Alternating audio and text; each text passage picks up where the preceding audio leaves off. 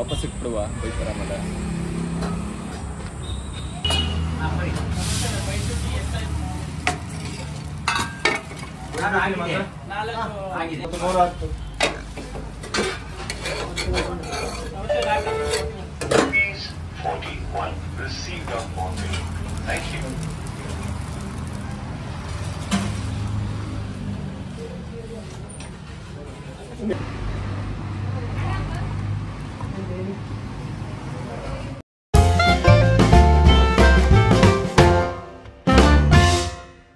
Hi hello ನಮಸ್ಕಾರ, ಎಲ್ಲರೂ ಹೇಗಿದ್ದೀರಾ? ಚೆನ್ನಾಗಿದ್ದೀರಾ ಅಂದ್ಕೊಂಡು ನಾನು ಕೂಡ ಸೂಪರ್ ಆಗಿದ್ದೀನಿ. ನಾನಿವತ್ತು ಶಿವಮೊಗ್ಗದಲ್ಲಿದ್ದೀನಿ. ಶಿವಮೊಗ್ಗದಲ್ಲಿ ವಿನೋಬ ನಗರ ಅಂತ ಯಾವ ಮಾರ್ಕೆಟ್ ಸರ್ ಇದು?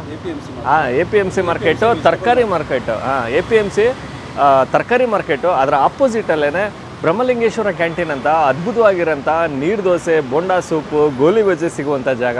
ಸಕ್ಕತ್ತಾಗಿರೋದಂತೆ ನೀರು ದೋಸೆ ಹಾಗೂ ಕಾಯಿಬೆಲ್ಲ. ಸೊ ಅದು ಮಸ್ಟ್ ಆ್ಯಂಡ್ ಶುಡ್ ಟ್ರೈ ಮಾಡಿ ಅಂದರು. ಸೊ ಹಾಗಾಗಿ ಬಂದಿದ್ದೀನಿ. ತುಂಬ ಚೆನ್ನಾಗಿರುತ್ತೆ ಅಂತ. ಕಂಪ್ಲೀಟ್ ಅಡ್ರೆಸ್ಸು ಮತ್ತು ಗೋಲ್ ಮ್ಯಾಪ್ ಲಿಂಕು ನಾನು ಡಿಸ್ಕ್ರಿಪ್ಷನ್ ಹಾಕಿರ್ತೀನಿ, ನೀವು ನೋಡ್ಬೋದು. ಹೋಗೋಣ, ಟ್ರೈ ಮಾಡೋಣ. ಅದಕ್ಕೂ ಮುಂಚೆ ನೀವು ನಮ್ಮ ಚಾನಲ್ಗೆ ಸಬ್ಸ್ಕ್ರೈಬ್ ಆಗಿಲ್ಲ ಅಂದರೆ ದಯವಿಟ್ಟು ನಮ್ಮ ಚಾನಲ್ನ ಸಬ್ಸ್ಕ್ರೈಬ್ ಮಾಡಿ, ವಿಡಿಯೋನ ಲೈಕ್ ಮಾಡಿ, ಶೇರ್ ಮಾಡಿ, ಕಮೆಂಟ್ ಮಾಡಿ ಅಂತ ಹೇಳ್ತಾ ಅದ್ಭುತವಾಗಿರೋಂಥ ನೀರು ದೋಸೆ, ಕಾಯಿಬೆಲ್ಲ ಹಾಗೂ ಬೋಂಡಾ ಸೂಪ್ ಕೊಡಿಸ್ತೀನಿ. ಬನ್ನಿ, ಹೋಟೆಲ್ಲು ಆ ಕಡೆ ಇದೆ.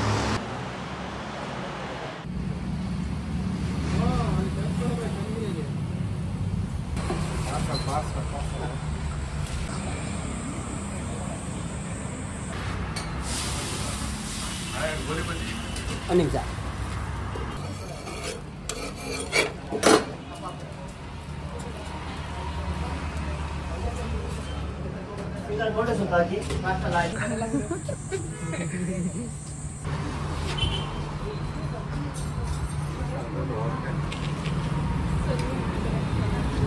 ಶ್ರೀ ಬ್ರಹ್ಮಲಿಂಗೇಶ್ವರ ಕ್ಯಾಂಟೀನಲ್ಲಿ ನೀರು ದೋಸೆ ಸಿಗುತ್ತೆ. ನೀರು ದೋಸೆ ಜೊತೆಗೆ ಕಾಯಿಬೆಲ್ಲ ಕೊಡ್ತಾರೆ. ನನಗೆ ಅದು ಪರ್ಸ್ನಲಿ ಬಹಳನೇ ಇಷ್ಟ.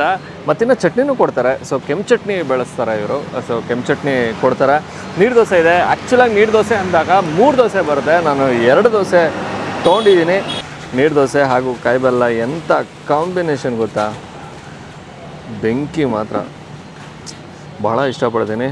ನೀರು ದೋಸೆ ಏನು ತೆಳುವಿರುತ್ತೆ ನೋಡಿ, ತೆಳುವಿರುತ್ತೆ. ಹಾಗೂ ಕಾಯಿಬೆಲ್ಲ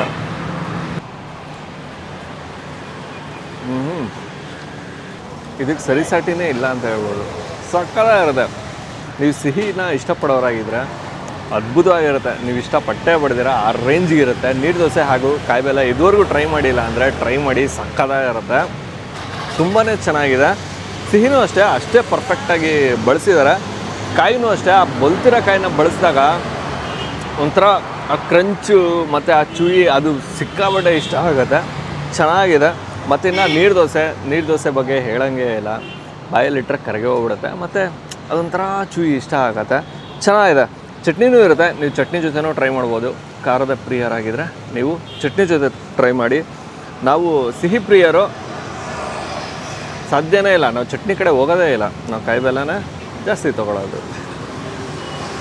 ಸೊ ಖಾಲಿ ಮಾಡ್ಬಿಟ್ಟು ರಪ್ ಅಂತ ಇಡ್ಲಿ ಸಿಗುತ್ತೆ. ಇಡ್ಲಿ ಮೇಲೆ ನಂದಿನಿ ತುಪ್ಪ ಹಾಕ್ಕೊಡ್ತಾರೆ. ಸಕ್ಕತ್ತಾಗಿರುತ್ತಂತೆ. ಬಟ್ ಆದರೆ ನಾನು ಅದನ್ನು ತೊಗೊಳ್ತಾ ಇಲ್ಲ. ಕಾರಣ ಏನು ಅಂದರೆ ನನಗೆ ಬೋಂಡಾ ಸೂಪ್ ತೊಗೊಬೇಕು ಅನ್ನೋ ಆಸೆ ಆಗಿದೆ. ತದನಂತರದಲ್ಲಿ ನೆಕ್ಸ್ಟು ಬರುವುದೇ ಬೋಂಡಾ ಸೂಪು. ಅದನ್ನು ತೊಗೊಂಬಿಡೋಣ. ಸೂಪರ್.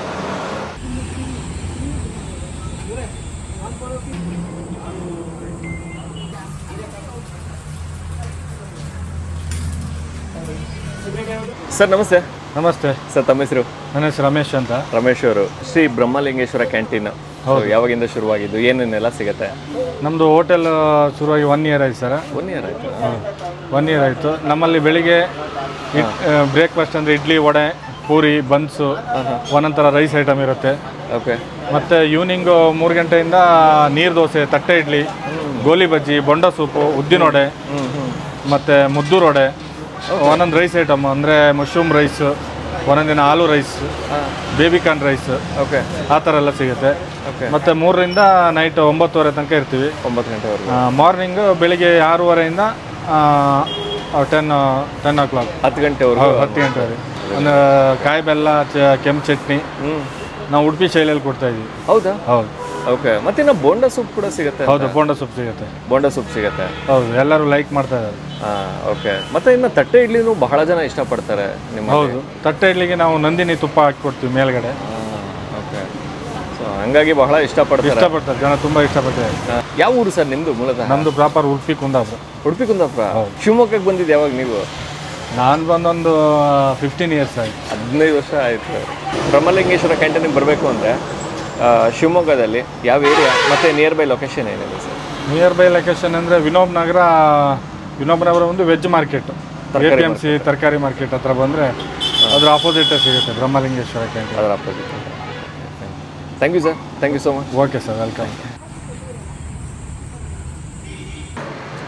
ಸರ್ ಬೋಂಡ ಸೂಪ್ ಒಂದು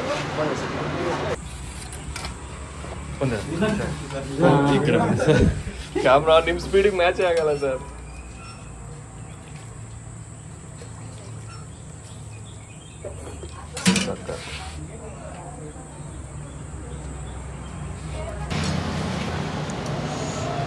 ಸಖತ್.